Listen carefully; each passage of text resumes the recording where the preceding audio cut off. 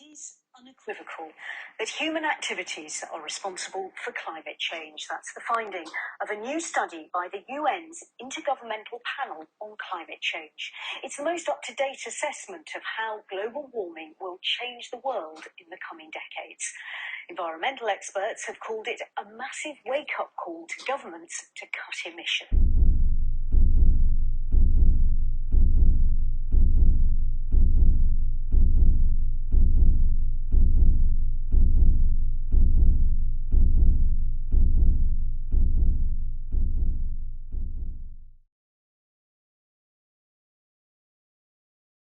Greetings everyone, my name is Durrani-Jones and I'm a science teacher at International School of Trieste.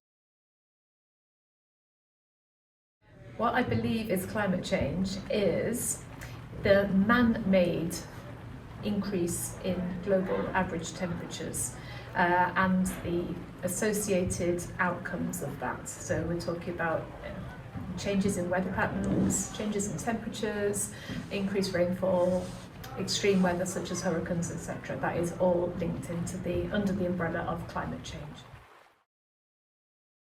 It's devastating biodiversity. Biodiversity is the range of living organisms in a certain area, but when we look at it at a global scale, we're seeing more extinctions now than ever before in any previous history. So it's extremely concerning because obviously for stability and sustainability we need as wide a variety of organisms as possible. They're all part of food chains, ecosystems, they're part of our food chain, and they're also involved of course in the balance of gases in the atmosphere.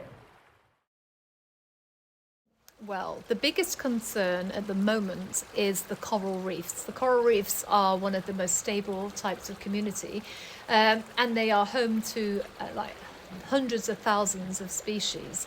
The problem with global warming is this increase in the temperature of the ocean, which means the oceans are actually dissolving more carbon dioxide from the atmosphere into them, which then is making them more acidic. So we're getting a bleaching of the coral reefs, which is basically killing them. So the coral reefs obviously are a home and food to many other organisms. So I think that is potentially the biggest problem linking climate change to our oceans at the moment. It's decreasing biodiversity of aquatic life. Deforestation is like a triple whammy because trees for many, many centuries have been very good stores of carbon. So they absorb carbon during photosynthesis, lock it up for many, many years safely. However, what we're doing, we're not even using the wood from these trees most of the time. We're just trying to clear the space so we can grow monoculture crops that we sell on for quite high prices, make a lot of profit from. So we're cutting down the trees at a very high rate, and instead of using the wood, which would at least be some kind of compensation, we are literally slashing and burning. So as we burn the wood, it's releasing all that stored carbon dioxide into the air, which of course is a greenhouse gas. So that is what is increasing the global temperature on average a little bit each year, but the cumulative effect is global climate change. Furthermore, if we are losing the forests, not only is it affecting the atmosphere, forests are homes again to hundreds of thousands of different species, and rainforests in particular are a great source of biodiversity. And as we're reducing that habitat for different species, we're not only making it very difficult for organisms to survive and for food chains and food webs to be sustainable, we are potentially decreasing our opportunity to discover miracles within plants. So by that I mean there are many medicines and potential drugs and cures hidden in some of these plants, in particular in the rainforest. So we're basically cutting off our nose to spite our face.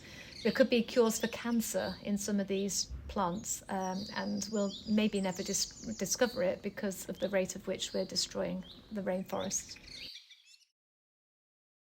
Well, okay, intensive farming is for two reasons. Obviously, it's to sustain food for a growing human population, but it's also our craving for meat. So the problem with meat eating and this is not just because I'm vegan, it's because it's actually scientifically true. It has a much bigger carbon footprint, which basically means you get a much lower amount of energy from each square metre of land when you're trying to provide food.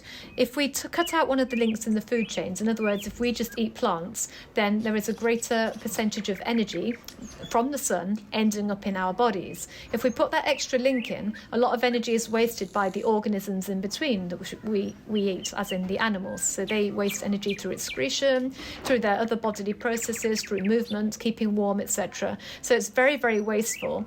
And also so much land is needed just to keep cattle reared, for example. And that is land that we could be growing crops on, which is a more efficient way of feeding the growing population. So did you say monocrops, or just intensive farming in general? In general. Yeah, intensive farming. I can see why we're having to do it, but if it's going to be successful long term, one of two things has to happen. Either the human population explosion has to halt and level off, and we don't keep getting a year-on-year increase in human population, which probably is not going to happen unless we have pandemic after pandemic, or worse still, nuclear wars going on. What other thing we can do is try to encourage everybody who's currently living and future generations to just eat a little bit less meat. It's a difficult one to choose, but I would actually say if I had to stop something overnight, which I think would have a massive impact almost immediately, is deforestation. We've got to stop cutting down trees. And replanting isn't going to cut it, because they take ages to grow back to full height. And some of these forests and woodlands, they are ancient. And we're never going to recover in time to recreate what's taken centuries to create in the first place. So yeah, deforestation would have a huge impact. That's the silver bullet, isn't it? There's no one quick fix for climate change. It's taken quite a few years to get to this critical point, and I do believe we're at a tipping point here. And if certain action isn't taken within a short time frame, we'll go beyond the point of no return. The key, I think, to success is collaboration, like global collaboration. So it's all very well world leaders getting together and talking about it and acknowledging the problems. That's the first stage.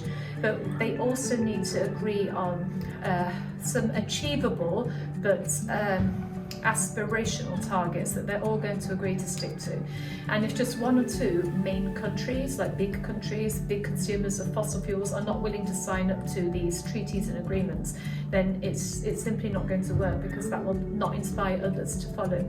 But it does begin short, like small scale, like every living person on the planet can play their part by using less electricity. So the 3 R's actually: reduce, reuse, recycle. If everybody lives by that code, then they are playing a small part in the solution. Urban planning as well, I think that really needs looking at, because far more people are now living in cities than ever before, and we need to make these cities more walkable, less reliant on fossil fueled vehicles to get people in and out to their jobs, and also increasing the greenery inside of the city centres, so planting rooftop gardens and making sure there are plenty of green spaces, parks with lots of trees and hedgerows to try and encourage some kind of wildlife into the city centres as well. But it's not going to be a quick fix. I really am hopeful that humans will come through on this, pull together and literally save the planet, because I think it's either going to be climate change, nuclear war, or another pandemic that finally kills off the human race.